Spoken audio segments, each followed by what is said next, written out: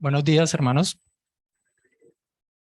Vamos a iniciar en oración antes de hacer la exposición de la palabra del Señor en esta mañana. Padre y Señor de la gloria, te damos muchas gracias por este tiempo que tú nos permites, Señor. Tú eres quien colocas el querer como el hacer por tu buena voluntad. Te ruego que dispongas nuestros corazones para escuchar tu palabra, para guardarla, atesorarla en nuestro corazón, pero también para vivirla. Te ruego, Señor, que me ayudes a exponerla de una manera clara, de una manera precisa. Señor, tú conoces mi debilidad, pero tú eres un Dios grande, Señor, que está sobre todas las cosas. Y te ruego por tu gran misericordia, Señor.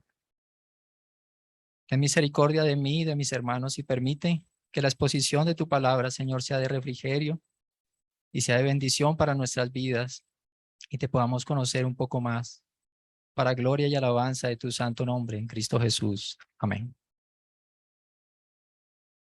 Bueno, hermanos, quiero empezar en esta mañana con una pregunta. ¿Para qué leemos la Biblia? ¿Verdad? Es importante conocer la Biblia, pero la pregunta es, ¿cuál es el propósito de conocer la Biblia? Hay muchas personas que leen la Biblia, hay muchas personas que estudian la Biblia, pero están sin Dios. Los fariseos eran religiosos, expertos, conocedores de las Escrituras, pero eran hombres que estaban sin Dios. Sin embargo, esto no es algo que ocurría solamente en los tiempos de nuestro Señor Jesucristo, cuando Él estuvo sobre esta tierra. Pues hoy en día hallamos un sinnúmero de sectas que usan la Biblia para sus propios fines, para promover sus doctrinas, pero son personas que enseñan la Biblia y no conocen a Dios. Podemos estar asistiendo a grupos de estudio, podemos estar asistiendo a una iglesia bíblica, reformada, podemos estar yendo a seminarios bíblicos, podemos estudiar y meditar todos los días la Biblia, pero así, sin embargo, no tener una verdadera comunión con Dios. Hay un pasaje en Isaías 29:13 que dice, dijo entonces el Señor, por cuanto este pueblo se acerca a mí con sus palabras y me honra con sus labios, pero aleja de mí su corazón y su veneración hacia mí es solo una tradición aprendida de memoria. Y encontramos en el Nuevo Testamento, en Romanos 2, a Pablo hablando de hombres que se glorían de la ley, pero la incumplen. Y estas son personas que conocen la Biblia, hablan con elocuencia de la Biblia, pero en realidad no obedecen a lo que dice la Biblia. Y no lo obedecen es porque no conocen a Dios. Y Romanos 2:23 dice, instructor de los necios, maestro de los faltos de madurez, que tienes en la ley expresión misma del conocimiento y de la verdad. Tú pues que enseñas a otro, ¿no te enseñas a ti mismo? Tú que predicas no se debe robar, ¿robas? Tú que dices que no se debe cometer adulterio, ¿adulteras? Tú que abominas los ídolos, ¿saqueas templos? Tú que te jactas de la ley, violando la ley, deshonras a Dios. Porque tal como está escrito, el nombre de Dios es blasfemado entre los gentiles por causa de ustedes. Y estos son impíos que se glorían de la palabra de Dios, pero no son salvos. Y es importante entender que podemos leer la Biblia, tener mucho conocimiento de la Biblia, pero nunca haber llegado a tener una comunión o habernos acercado realmente a Dios. Hermanos, es fundamental conocer la Biblia y los animo a que lo hagan, a que estudien y mediten las Escrituras. Es importante. Pero cuando entramos a meditar las Escrituras y a estudiarlas, debemos entender cuál es el propósito de las Escrituras. Y el propósito de las Escrituras no es otro que conocer al Dios verdadero, al Dios que las inspiró. Y conociendo a ese Dios, podamos vivir y morir por Él. Porque ese es el llamado como creyentes. Somos como ovejas de matadero. La Biblia debe convertirse no en un medio para llenar tu mente de conocimiento, sino debe convertirse en un medio para que conozcas más a Dios de una manera íntima. Y conociendo más a Dios, puedas glorificarle, ¿verdad? Y no convertirla en un libro de conocimiento intelectual. Para eso hay otros tipos de lecturas, si quieres crecer en conocimiento intelectual.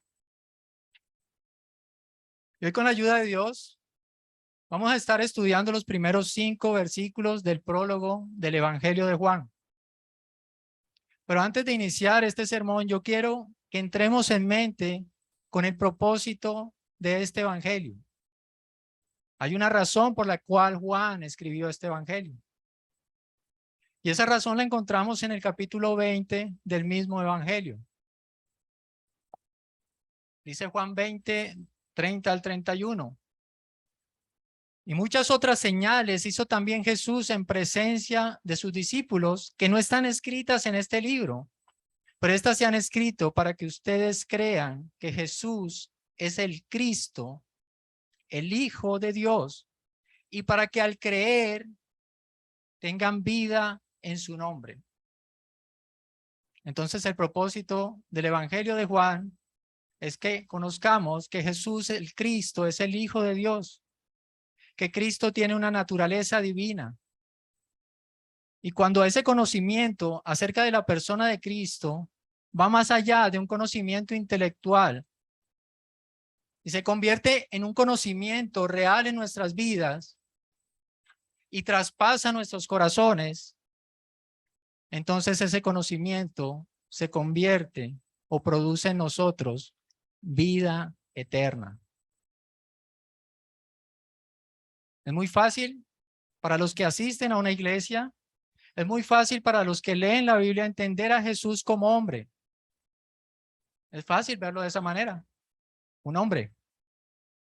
Leemos en las Escrituras que Jesús caminó sobre la tierra como caminamos nosotros.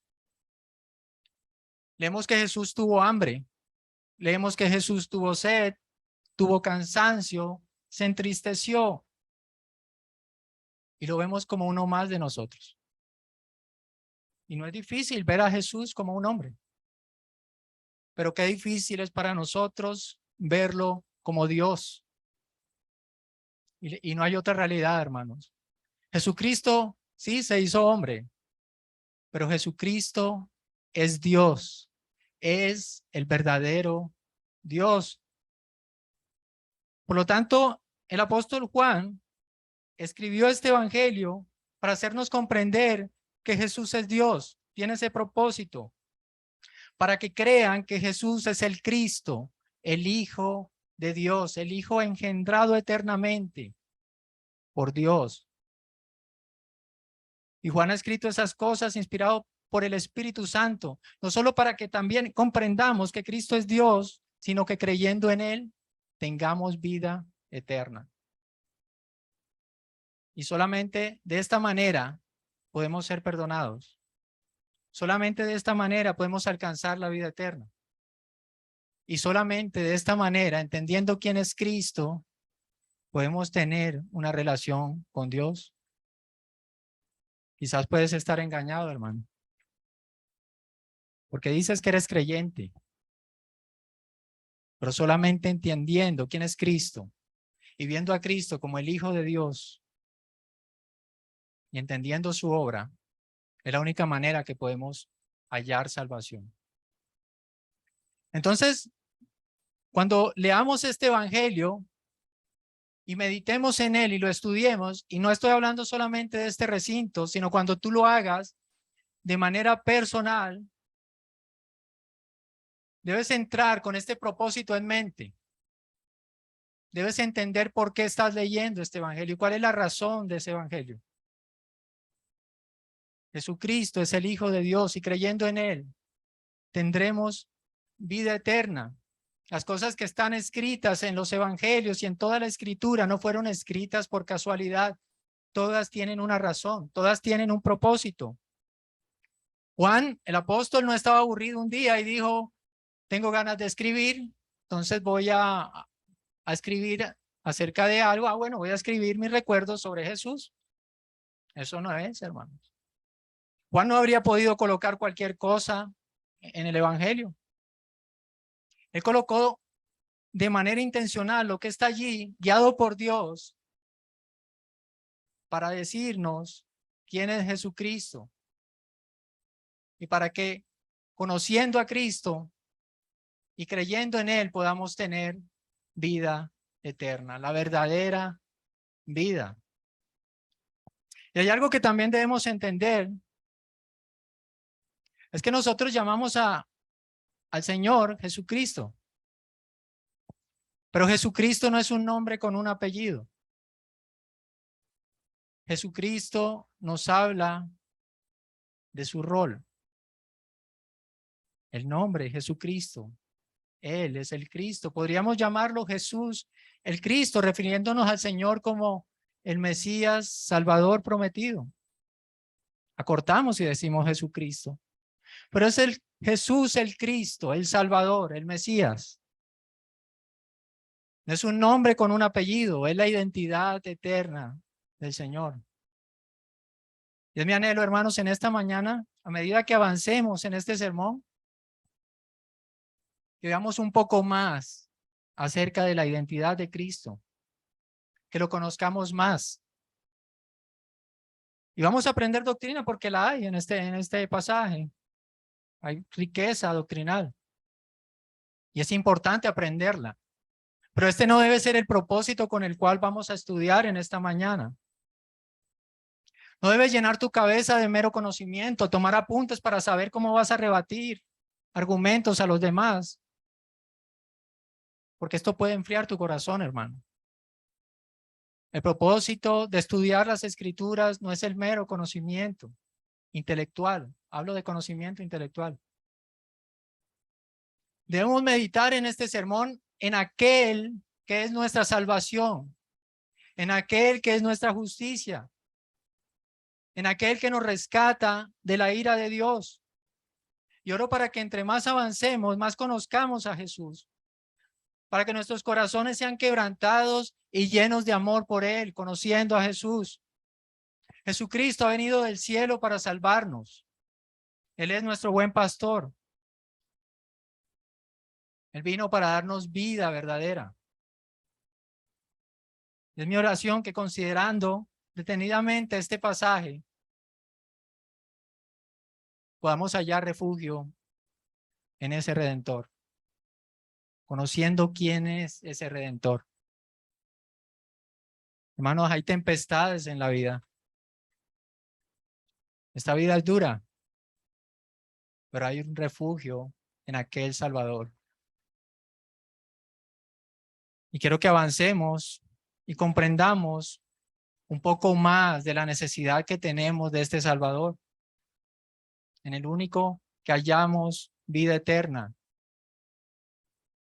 porque Él se hizo hombre, Jesucristo siendo Dios, y quiero que eso quede claro en esta mañana. Jesucristo siendo Dios se hizo hombre para rescatarnos de la muerte eterna, porque caminábamos en un camino de perdición. Y muchas veces nos olvidamos de esto. Nos olvidamos de la verdadera obra de Dios. Y en esta vida afrontaremos profundas dificultades y solo Cristo puede preservarnos de esas dificultades. En esta vida vamos a afrontar pruebas y tentaciones y solo en Cristo podemos superarlos. Solamente siendo fortalecidos en el poder de Dios. Entonces quiero que estudiemos en esta mañana este pasaje con un corazón dispuesto y con una actitud de oración. Y que oremos al Señor, Señor, quiero ver más a Jesús como el Cristo, como el Hijo de Dios. Y vamos a abrir las Escrituras en el Evangelio de Juan. Y vamos a leer el capítulo 1, versículo 1 al 5.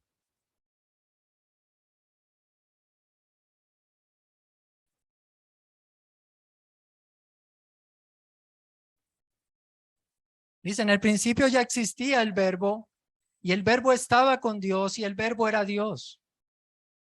Él estaba en el principio con Dios.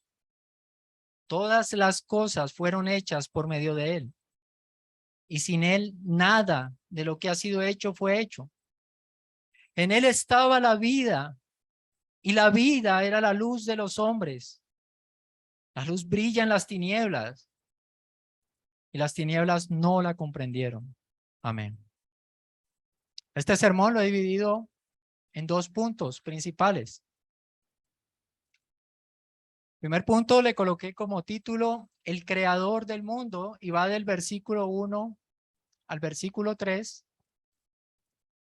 Y el segundo punto, la luz del mundo, va del versículo 4 al versículo 5. Y vamos a iniciar con ese primer punto, el creador del mundo.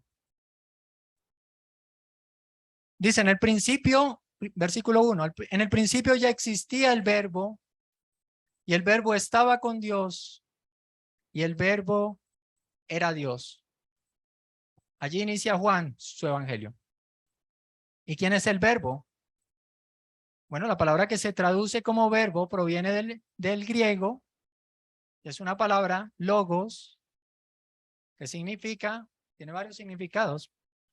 Puede traducirse como palabra, como verbo, proclamación, declaración o mandato.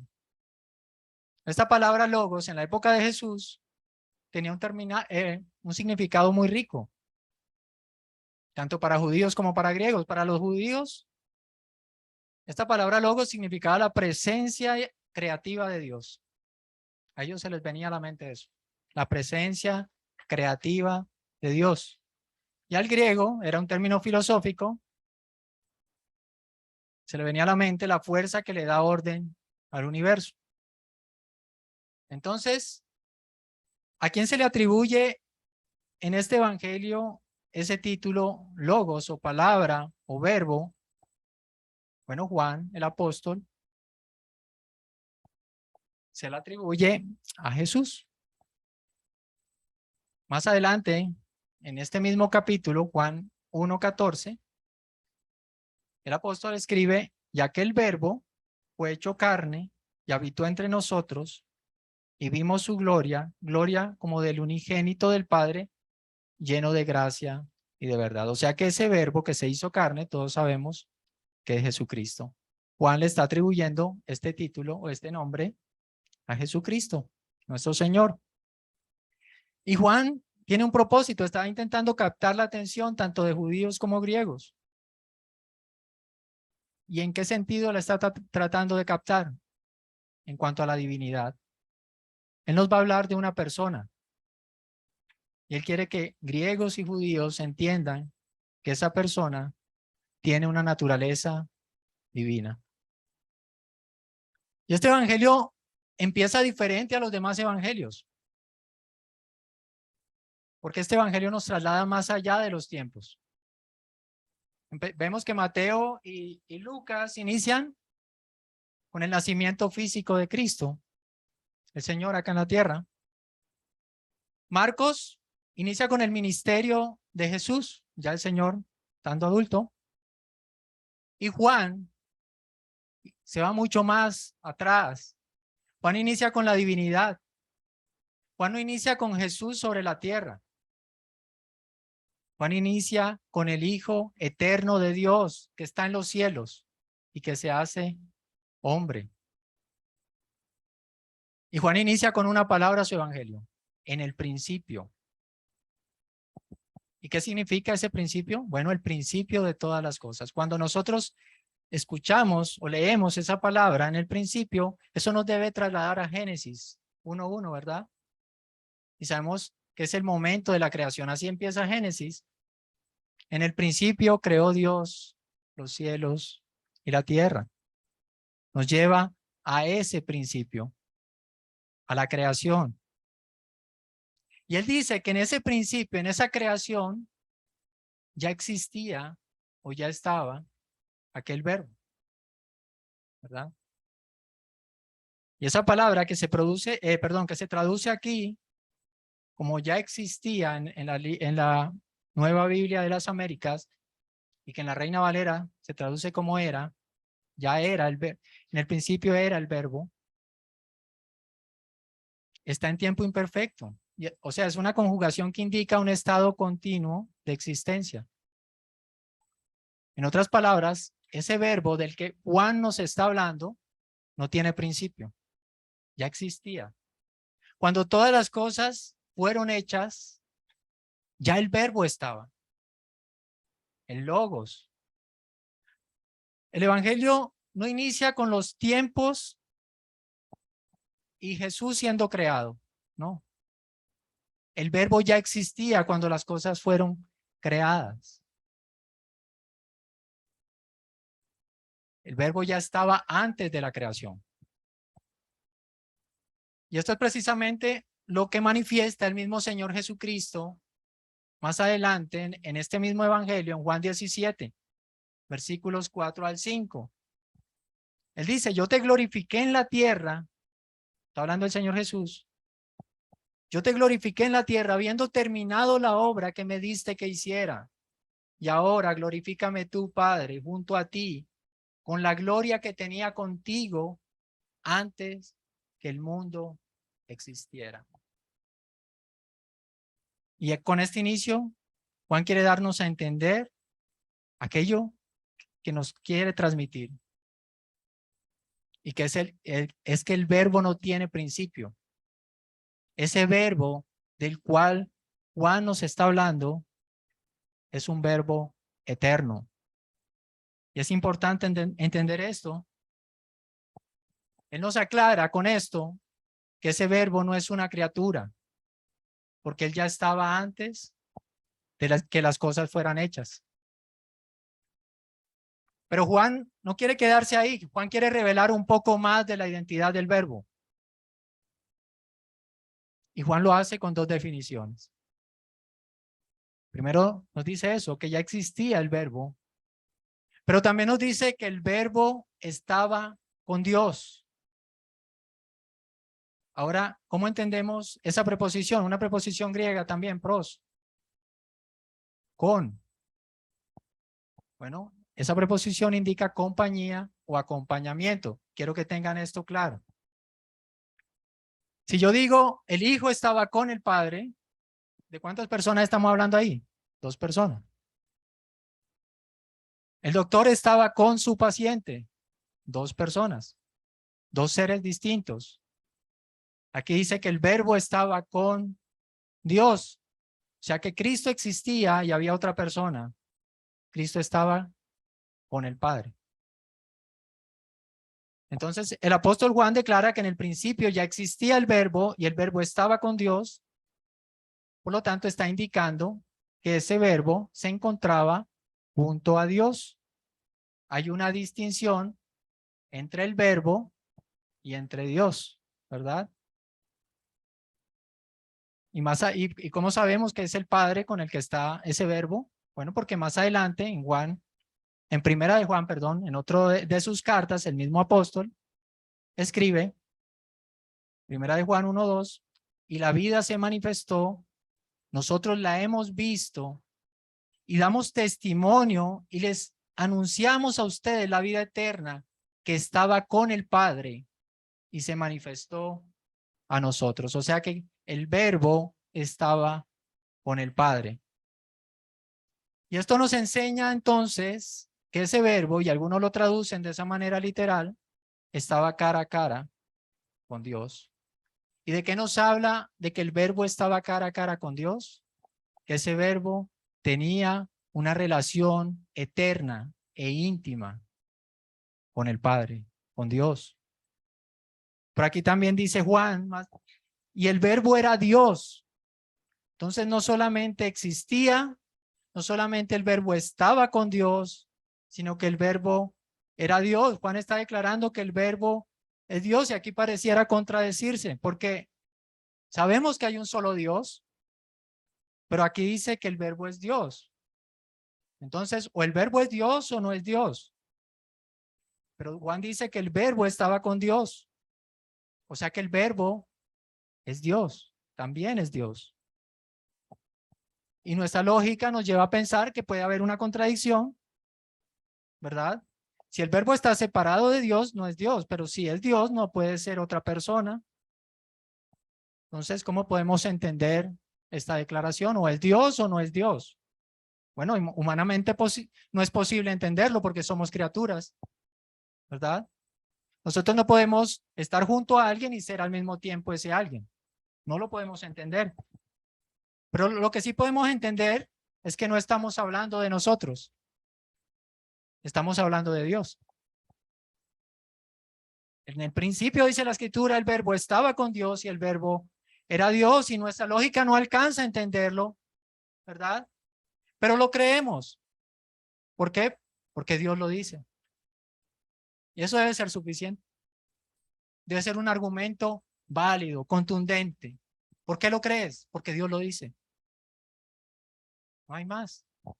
No podemos explicar científicamente cómo Jesús, con pocos panes y peces, dio comida en abundancia a 5,000 personas. ¿Lo puedes explicar?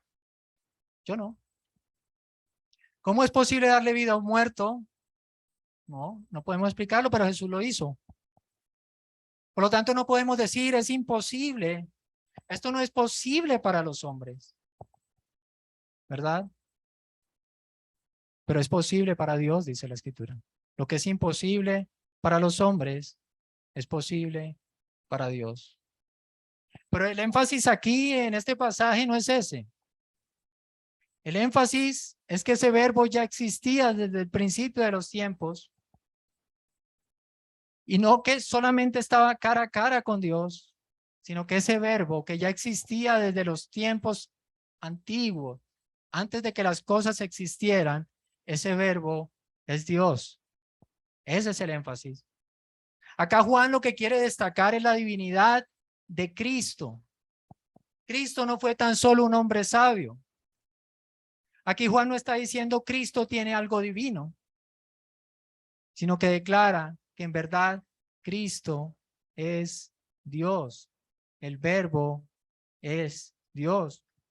Cristo es Dios con la misma esencia del Padre y con la misma esencia del Espíritu Santo. Y aquí, pues este pasaje trata del Padre y del Hijo, pero sabemos que hay una Trinidad, Padre, Hijo, Espíritu Santo, 3 personas, un solo Dios verdadero. Dice el versículo 2, Él estaba en el principio con Dios. ¿Lo está repitiendo Juan? El versículo 1, pero ya lo dijo. Bueno, pero Juan lo está haciendo de manera intencional. Él hace un énfasis importante en lo que inició. Y es tratar de corregir cualquier mala interpretación que se presente de lo que dijo ya anteriormente. Él está haciendo un énfasis, está reconfirmando lo que él ha dicho, que el verbo es eterno y que si Dios es eterno, entonces ese verbo eterno es de naturaleza divina, ¿verdad? Que no es creado, que ese verbo es Dios, ese es el énfasis.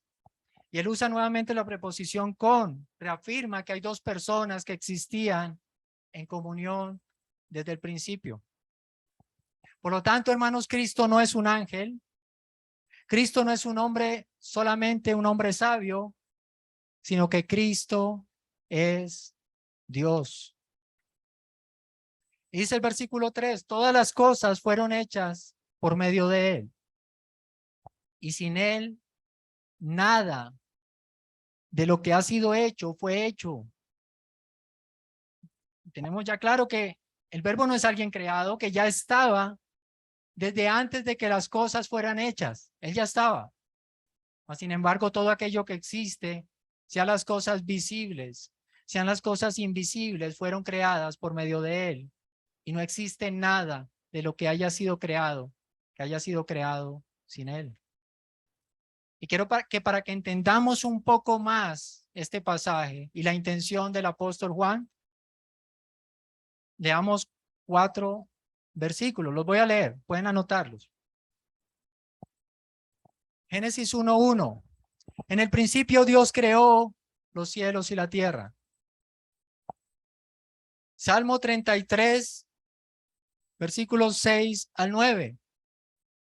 Por la palabra del Señor fueron hechos los cielos y todo su ejército por el aliento de su boca. Él junta las aguas del mar como un montón, ponen almacén en los abismos. Tema al Señor toda la tierra, tiemblen en su presencia todos los habitantes del mundo, porque Él habló y fue hecho. Él mandó y todo se confirmó. Salmo 146 del 5 al 6. Bienaventurado aquel cuya ayuda es el Dios de Jacob, cuya esperanza está en el Señor su Dios, que hizo los cielos y la tierra, el mar y todo lo que en ellos hay, que guarda la verdad para siempre. Hechos 17, 24, 25. El Dios que hizo el mundo y todo lo que en él hay, puesto que es Señor del cielo y de la tierra, no mora en templos hechos por manos de hombres, ni es servido por manos humanas, como si necesitara de algo, puesto que él da a todos vida y aliento y todas las cosas. ¿Y qué vemos en estos pasajes? Que Dios es el creador de todo lo que existe. Dios, creador de todo lo que existe. Ese es el énfasis en esos 4 pasajes que acabamos de leer. Y si el versículo 3 de este pasaje de Juan que estamos estudiando nos dice que todo fue hecho por medio del verbo y sin él nada de lo que fue hecho hubiese sido hecho, entonces nos quiere dejar por sentado 2 cosas.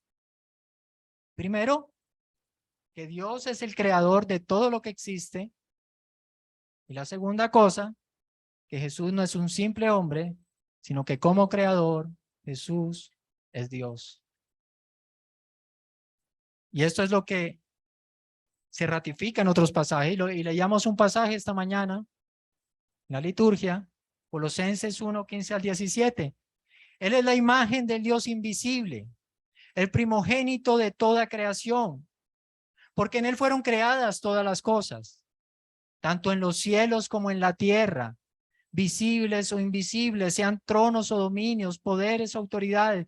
Todo ha sido creado por medio de él y para él, y él es antes de todas las cosas, y en él todas las cosas permanecen. Hermano, y es importante entender esto, que Dios es el creador de todo. Y si Dios es el creador de todas las cosas, también es el Señor de todas las cosas. Y si Él es el Señor de todas las cosas le pertenecen. Tú le perteneces a Dios. Yo le pertenezco a Dios. Porque Él es nuestro creador. Él te creó a ti. Él me creó a mí. Y surge una pregunta, hermano. ¿Tú le honras como Señor? Hay un pasaje en Malaquías que dice, me llamas Señor, ¿dónde está mi temor? Me llamas Padre, ¿dónde está mi honra? ¿Obedeces y tiemblas a su palabra? Todas las cosas en los cielos y en la tierra, aún los ángeles le obedecen. ¿Tú te estás sujetando a su voluntad? ¿Cómo es tu relación con Dios? ¿Es una religión externa? Pero por dentro hay un corazón rebelde que hace lo que le parece, así como dice el libro de Jueces. Cada quien hacía lo que bien le parecía.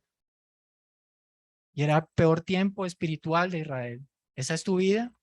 ¿Cuál es tu relación con Dios?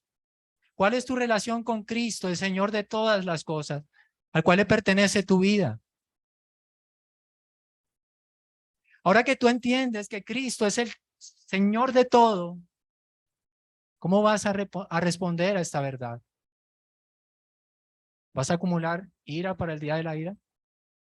¿O vas a responder con un corazón agradecido, arrepentido, en obediencia, en adoración? ¿Vas a continuar viviendo para tus propios intereses? ¿Vas a seguir siendo el Dios de tu propia vida? Hermanos, si es así, en el amor de Cristo te exhorto a que te arrepientas y vivas para Él. A veces decimos, ¿y ese hombre cómo me puede amar? Bueno, amar no solamente es una emoción, un sentimiento, ¿no? Es una decisión, es hacer lo que debemos hacer. Y en esta mañana lo que debo hacer es exhortarte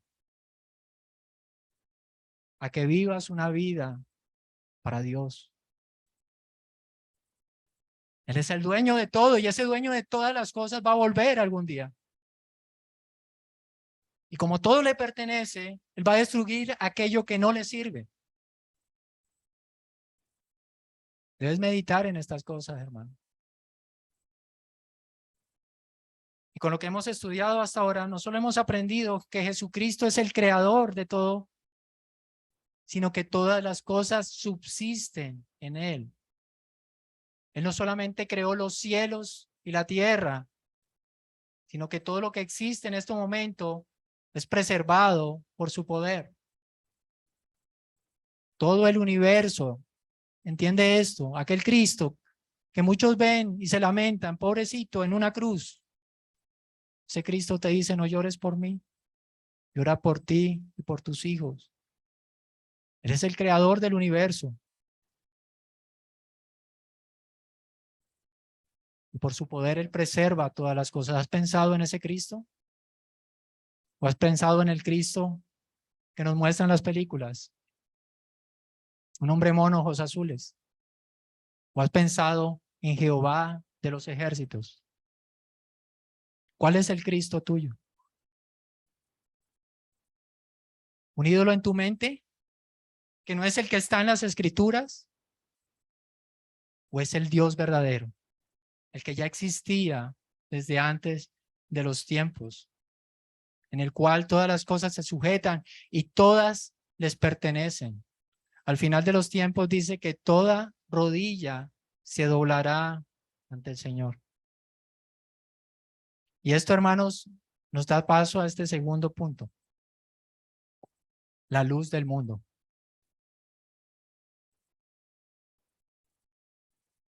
Dice el versículo 4, en él estaba la vida, y la vida era la luz de los hombres. Y aquí cuando dice que en él estaba la vida, no está hablando de que él es un Dios vivo y en contraste con ídolos muertos. Y sí es verdad, es un Dios vivo y hay ídolos muertos, pero aquí lo que está hablando este pasaje es que Él es la fuente de todas las cosas. Él es la fuente de la creación y Él es la fuente de la vida misma. Por lo tanto, nosotros dependemos de Él. Nuestra vida proviene de Cristo, Él es la fuente. Decíamos al principio que el propósito de Juan, de este evangelio, lo encontramos en el capítulo 20, versículo 31, en que él escribió este evangelio, ¿verdad? Con el propósito de que al entender que Él es el Cristo, Jesús, hallemos vida en Él, ¿verdad? Creyendo. Pero Él no se está refiriendo aquí, Juan, a vida física. Pues supone que alguien que está leyendo el evangelio es alguien que está vivo, ¿verdad? Esa persona no necesita vida física. Juan está diciendo que hallemos vida, pero él está hablando que hallemos en Cristo vida espiritual, ¿verdad? Una vida que el hombre por naturaleza no tiene. Y el único modo de encontrar la vida verdadera es a través del verbo. Y entendiendo que ese verbo es Jesucristo, el Hijo de Dios. Juan, más adelante, capítulo 11, 25, dice, Jesús le contestó, yo soy la resurrección y la vida. El que cree en mí, aunque muera, vivirá. Juan 14, 6, Jesús le dijo, yo soy el camino, la verdad y la vida. Nadie viene al Padre sino por mí. Hermanos, Jesucristo, nuestro Señor, no es solamente un hombre. Jesucristo no es solo el creador. Jesucristo no es solo Dios. Jesucristo es la vida misma. Nosotros estábamos muertos espiritualmente, caminando hacia el infierno, odiando todo lo que Dios nos enseña que debemos amar, haciéndonos daño y haciéndole daño a otros con nuestro pecado, andando en borracheras, fornicaciones, egoísmos, envidias. Pero Dios, por su gran amor y su obra, nos dio vida para que anduviéramos con vida en abundancia y no viviendo una vida miserable como la que traíamos. Él nos dio vida para que viviéramos una verdadera vida, glorificándole a Él, sirviendo a los demás, odiando lo que Él odia. Dios odia, aborrece el pecado. Nosotros deberíamos aborrecer el pecado, odiarlo, amando lo que Él ama, justicia, hacer misericordia, que andemos humildemente delante de ese Dios que es bueno. Y esta debería ser la respuesta de gratitud del creyente. Hermanos, meditemos, Cristo murió por mí. ¿Qué significa eso? Dice que cuando y más uno daría la vida por un bueno, pero ¿quién la daría por un malo? ¿Tú darías la vida por un violador, perverso, asesino? ¿Y tú entiendes lo que significa esa verdad? ¿Eres alguien agradecido por lo que Dios ha hecho en tu vida? Y quizás responda sí, sí, soy agradecido. ¿Y cómo lo estás demostrando? Estás muriendo a ti y viviendo para Él. ¿Sabes qué es morir? Dice que deberíamos morir cada día hasta que morir se vuelva una costumbre. Y cuando muramos sea solamente morir una vez más. ¿Es tu vida una vida que glorifica a Dios porque estás viviendo para Él? ¿Hay coherencia en lo que crees y en tu vida cristiana realmente? ¿Estás viviendo como un creyente? ¿Tienes una vida de comunión con Cristo? Yo te pregunto, hermano, ¿cuánto oraste? ¿Cuánto fue la última vez que oraste? Por lo menos 10 minutos. ¿Cuánto tiempo llevas sin sentarte a leer la Escritura y a meditar en ella? ¿Estás buscando la comunión con los hermanos? Porque te haces llamar creyente. Dices tener comunión con Cristo. Pero si tú no tienes comunión con el cuerpo de Cristo, ¿cómo puedes tener comunión con Cristo, hermano? Los que te rodean podrían expresar, sí, Cristo le dio vida a este hombre, porque ven una nueva criatura, porque ven algo distinto al mundo, o que ven en ti una persona que lo único que cambió es que tiene un rótulo cristiano. Pero ser cristiano, hermanos, es un morir. Es un morir. Ahora, este versículo no solo nos habla de que en Él estaba la vida, sino que Él es la luz de los hombres. Y más adelante Juan lo ratifica, dice en Juan 8:12 que Jesús les habló otra vez diciendo, yo soy la luz del mundo. El que me sigue no andará en tinieblas, sino que tendrá la luz de la vida. Y Juan lo sigue ratificando, Juan 12:35. Otra vez el Señor Jesús, todas son palabras del Señor Jesús. Jesús entonces les dijo, todavía por un poco de tiempo, la luz estará entre ustedes. Caminen mientras tengan luz, para que no los sorprendan las tinieblas. El que anda en la oscuridad no sabe a dónde va. Juan 12:46, yo, la luz, he venido al mundo para que todo aquel que cree en mí no permanezca en tinieblas. Hermanos, y Jesús es la luz. Y sin Él caminamos en tinieblas. Y es terrible caminar en tinieblas en un mundo oscurecido por el pecado. Es terrible. Caminar en tinieblas es caminar sobre la muerte. Es caminar sobre todas las cosas que nos hacen daño. Caminar en tinieblas es caminar lejos de Dios, porque Dios es la luz. Y en Él no hay tinieblas. Y todos sabemos que el mal lo describen como tinieblas. Y que la luz representa aquello que es bueno y puro. Y Jesucristo es la luz verdadera. Jesucristo es bondad y pureza. La luz de Cristo nos permite ver el camino por el que andábamos o por el que estamos andando, para que nos apartemos de este. Y Él nos ilumina para que tengamos claridad por el camino que lleva a la vida. Y en ese camino vamos a acercarnos a Dios. Y dice el versículo 5. La luz brilla en las tinieblas y las tinieblas no la comprendieron. Hermanos, ¿y qué cosas son las tinieblas? Las tinieblas son algo que podemos sujetar. Las tinieblas son la ausencia de algo.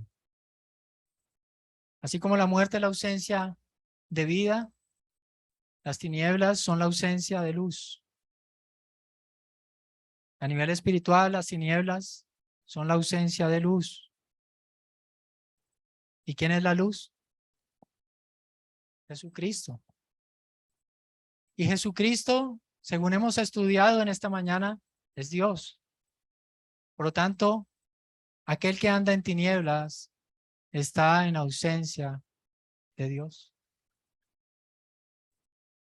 Los hombres viven en un mundo oscuro. Por lo tanto, por naturaleza se encuentran sin Dios. Y nosotros en algún tiempo anduvimos así, en un mundo oscuro. Estuvimos sin Dios. Y el versículo 5 dice que la luz resplandece en las tinieblas y Jesucristo vino al mundo para que resplandeciera allí donde no hay Dios. La luz de Cristo resplandece en medio de los hombres que no tienen a Dios. Hermanos, y aquí quiero que notemos algo importante. Aquí, ¿quién busca a quién? Aquí dice que los hombres van en búsqueda de Dios. No, en ninguna parte de la Biblia dice que los hombres van en búsqueda de Dios. Aquí dice que la luz vino a resplandecer en las tinieblas. Por lo tanto, es Dios siempre quien da el primer paso. Es Dios quien ha iluminado a los hombres que viven en tinieblas. Y es la luz quien viene a resplandecer en medio de las tinieblas. ¿Y de qué nos habla esto? De que Dios dé el primer paso. Esto nos habla de su gracia. Esto nos habla de su gran amor. Y debemos darle gracias a Dios por esto. ¿Cómo vivíamos nosotros? Estábamos en tinieblas, sin Dios en el mundo. No lo teníamos en cuenta para nada. Pero cuando Dios trajo la luz, su luz resplandeció en nuestros corazones, nos iluminó, nos guió por un camino nuevo y un camino que conduce a la vida eterna. Y después este mismo versículo dice, y las tinieblas no le comprendieron. Podríamos añadir, y sin embargo las tinieblas no la comprendieron. Este es un verbo, la palabra comprender, es un verbo griego, katélave, que tiene varios sentidos. Digamos que en el Nuevo Testamento, cuando se usa ese verbo, se refiere a aferrarse o a comprender. Tiene esos dos significados.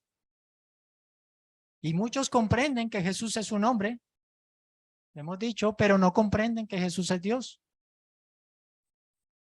Y es fácil comprender esto, pero es difícil.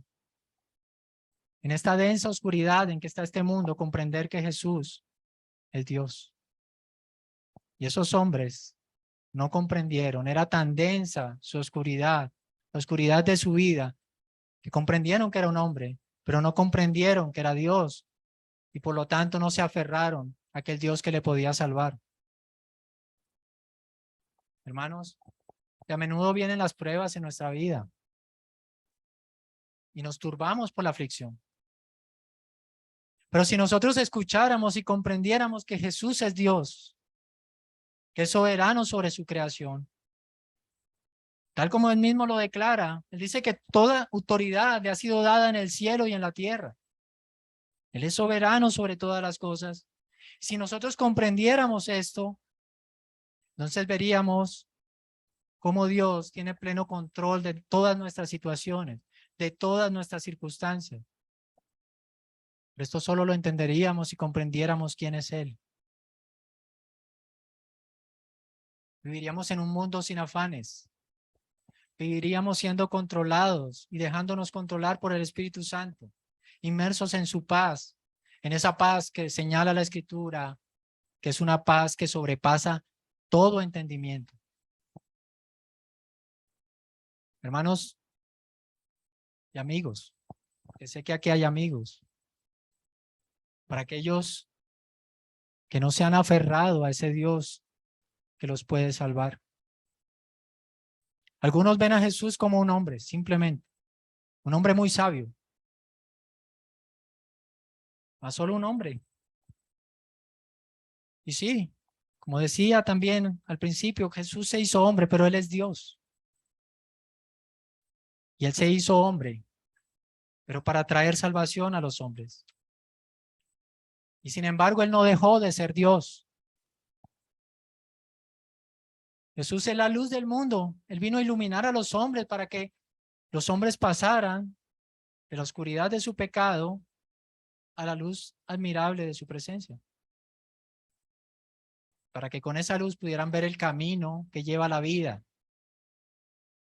Y quizás, hermano, bueno, hablo a los amigos, quizás tú escuches la palabra, el mensaje que se está predicando en esta mañana y lo pases por alto, puede pasar, ¿verdad? Quizás lo tomas en poco y no quieres acercarte a la luz porque prefieres permanecer en oscuridad, porque amas tu pecado. Pero quiero decirte algo, querido amigo, es peligroso, tu alma está en peligro, está caminando sobre un puente roto, abajo está el infierno y ese puente solamente está sostenido por la misericordia de Dios, pero algún día esa misericordia se va a acabar. Isaías 55 dice que buscad al Señor mientras pueda ser hallado. Tu alma está en peligro y si se extingue hoy tu vida, vas a tener que darles cuentas a ese mismo Jesús que en esta mañana, a través de su palabra, te está diciendo, arrepiéntete, porque Él es el creador y el dueño de todas las cosas. Él te está llamando a vivir una vida de santidad, a vivir para Él. Él te está llamando a que abandones tu pecado y vivas una vida de comunión con Dios. Tú fuiste creado para eso. Tú no fuiste creado para ti. Ese es nuestro problema, hermanos. Pensamos que fuimos creados para nosotros mismos, pero nosotros no nos creamos. Nosotros fuimos creados por el Señor para vivir para Él, para su gloria.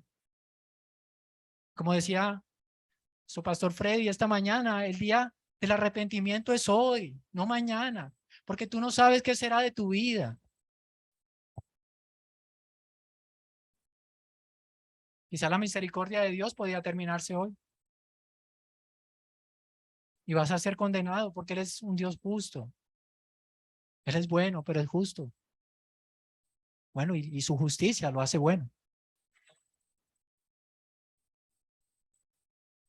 Alguna vez fui jefe, coordinador en el programa Familias en Acción y tenía